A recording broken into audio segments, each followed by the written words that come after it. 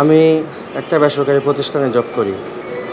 তো আমি ঈদের ছুটিতে ঈদের আনন্দ উপভোগ করার জন্য পরিবারের ফ্যামিলির সাথে ঈদ উদযাপন করার জন্য আমি বাড়ির উদ্দেশ্যে রওনা হই।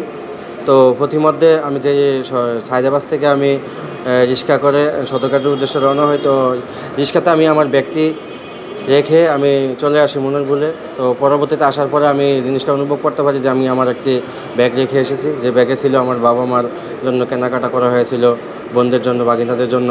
তো সেই ব্যাগটি আমি যখন দেখছি যে আমার কাছে মিসিং ছিল, তখন আমি এটার জন্য খুবই উতলা হয়েছিলাম এবং আমি এই ব্যাগটি না পাওয়াতে আমি খুবই হতাশা ছিলাম এবং আমি এই ব্যাগটি খোঁজার জন্য আমি জগন্নাথ বিশ্ববিদ্যালয় পর্যন্ত গিয়েছি।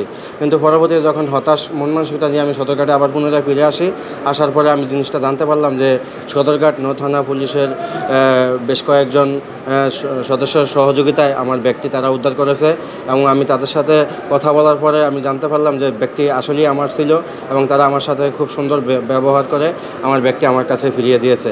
এতে করে আমি এই ব্যাগটি আমার হাতে পেয়ে আমি খুবই আনন্দিত হয়েছি এবং আমার ভিতরে যে হতাশা পেরেশান ছিল সবই দূর হয়ে গিয়েছে। তাই আমি আমার পক্ষ থেকে সদরঘাট নৌ থানা সকল পুলিশ সদস্যদেরকে আমার পক্ষ থেকে ধন্যবাদ জানাই। যে ব্যাগটি যদি আমি ফিরে না পাইতাম, তাহলে আমার যে একটা আশা নিয়ে আমি বাড়ির উদ্দেশ্যে রওনা হয়েছি, হয়তো বা ওই আশাটা আমার পূর্ণ হতো না। দেখা গেছে যে সবার সাথে যে হাসি খুশি একটা মনোভাব, সেটা থাকতো না।